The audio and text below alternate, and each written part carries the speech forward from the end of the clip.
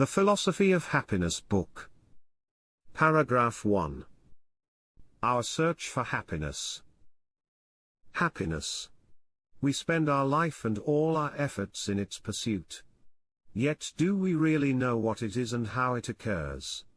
Are we secure in how to achieve and maintain it? Are we certain that we are maximizing our potential to obtain it? Our answers to these questions may not be as firm as we would like them to be.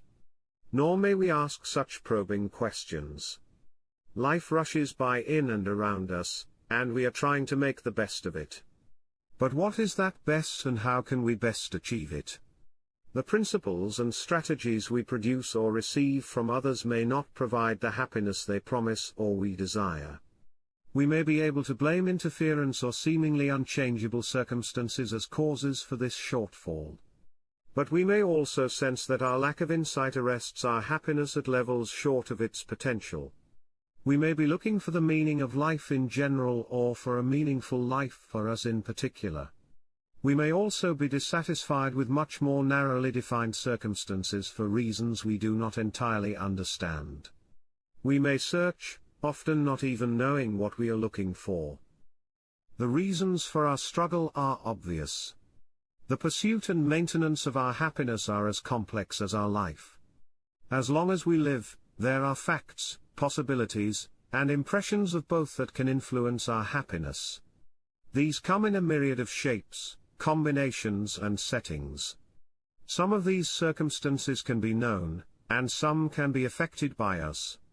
But much remains beyond our mind's grasp or more obviously physical capabilities. We all know this and ask how much happiness we can possibly experience in this world. We further ask what we can do to positively influence our existence. Our answers or the lack thereof form important parts of our philosophy of happiness and may dramatically influence our mindset and behavior. They engender subjective conditions that may impact our happiness as much as objective conditions. It is therefore crucial that we correctly understand the terms of our happiness in their limitations and potentials and keep developing and adjusting corresponding strategies that maximize our chances. However, before we can proceed to such resolutions, we must determine more fundamentally what makes us happy and unhappy so we possess proper objectives and markers in our plans and activities. Our findings in these respects form the underlying portion for our philosophy of happiness. When we proceed to such considerations, we soon realize that happiness is not uniform. We see different kinds of happiness we pursue or seek to keep and that these objectives and their pursuits may compete with one another in technical measures and resulting effects. We also experience that happiness is a fleeting emotion and that it requires a transition from relative unhappiness as a condition for its occurrence. We may then wonder how these attributes affect our ability to achieve and maintain happiness. The complexities of finding and holding on to happiness, and the impressions of aggravation and helplessness that apparent limitations make on us may be overwhelming. They may cause underdeveloped or contrived individual philosophies of happiness. The quality of approaches hardly improves among the many advisory undertakings and books dealing with happiness. Most pander to our reluctance of seriously engaging this difficult subject with the distractions of light reading about small ideas and banalities, hype about quick and easy fixes, spiritual humbug, or the pretentious rehashing of worn-out academic ideas. Many of us, and many of those to whom we look for guidance or who seek to influence us, resort to non-optimized measures or may become bogged down by indecision and inaction. This may not only be less effective or be ineffective in securing happiness, but it may afflict us and one another with damaging and at times disastrous consequences.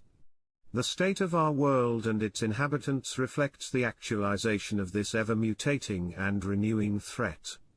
As humanity matures, it is becoming increasingly discontented with teachings that leave it misdirected or stranded or that at best point to one or a few pieces of the puzzle. Many want improvement in themselves or in surroundings that affect them, or are concerned about future degradation of currently conducive conditions.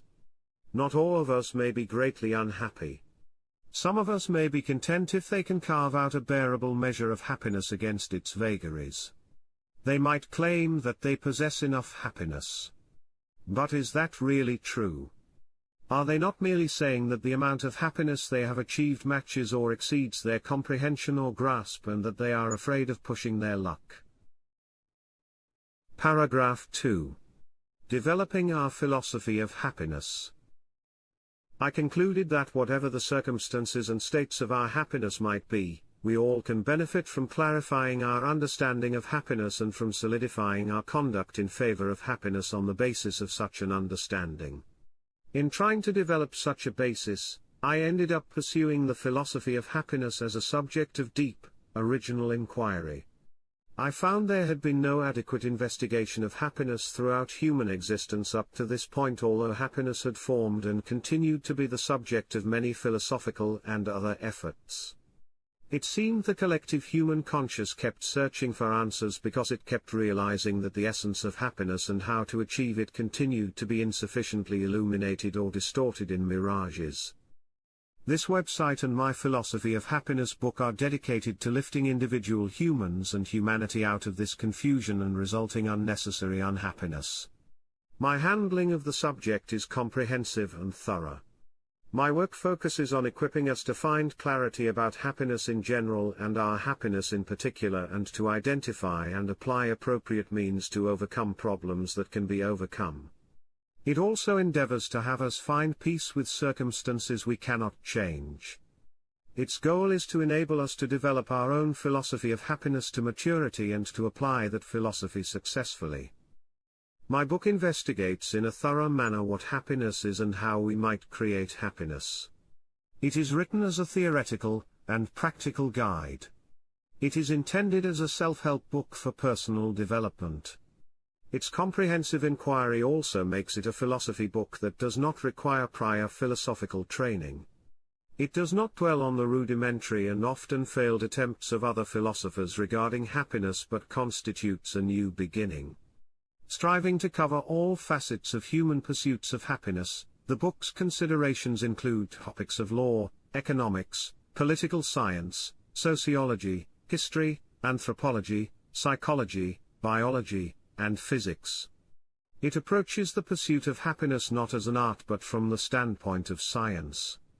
Its examination reveals happiness as an intensely individual phenomenon as well as a systematic force that shapes the human condition, human destiny, and matters beyond up to a cosmic scale. The book illuminates these subjective and objective functions of happiness. Its insights about the nature of happiness may help us to understand the general subject matters of our search as well as the general terrain and rules by which we must abide in our pursuit of happiness. However, it does not presume to know what specific objectives and pursuits will make us happy. Rather, it develops, describes, and encourages us to discover tools to find, understand, and define our personal happiness, and to pursue the implementation of this vision with optimized preparedness. Its objective is not to indoctrinate but to empower us. The book proposes that humans are generally endowed with all internal constituents and mechanisms to develop their happiness to its fullest possible extent. Unless our faculties are pathologically impeded, we might only have to become aware of these inherent forces to actuate them. Still, we have to do some work before we can systematically increase our happiness. This seems to be a function of comprehensively revealing our concept of happiness and permitting it to take its natural place. The mission of the book is to assist in this process. Finding what makes us happy requires that we attain knowledge of who we are and of what we want. It requires us to be mindful of our wishes, our needs, our personality. Once we understand our motivations, we must arrange and implement them to their best effect in relation to one another, our capacities, other humans, and our non-human environment. The book supports us in gaining these insights and in the resulting choices and tasks on our path toward a happier, if not a happy, life and a better world. The book further examines how much happiness we can expect to obtain even under the best circumstances when we maximize our happiness. It describes external and internal constraints that threaten our achievements. But it also shows perspectives that may enable us to conquer limitations. Thus, we may not only gain clarity about our happiness but also confidence in its pursuit. This seminal treatise arrives at a time when there are promising signs that humanity may become receptive to the idea that happiness is the core objective motivating our being and that we ought to dedicate more attention to it not only on a personal but also on higher levels. Individuals around the world give increased consideration to their happiness and how their treatment of surroundings affects it. This is reflected in a growing interest in self-improvement literature that beyond purely individual concerns includes social and environmental connections.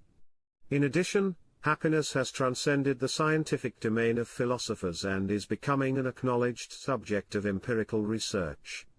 Countries have been turning toward happiness as indicator for societal health or success of governance. And international organizations are promoting such ideas as well. Beyond efforts expressly focusing on happiness, many undertakings and movements impliedly pursue it by trying to advance some of its components or attempting to abate ills that stand in its way. However, without solid philosophical foundation and counsel, personal, societal, and supranational efforts regarding happiness may not reach far, may become misguided, or may not be sustainable. My Philosophy of Happiness book provides the necessary philosophical foundation and counsel on all three levels.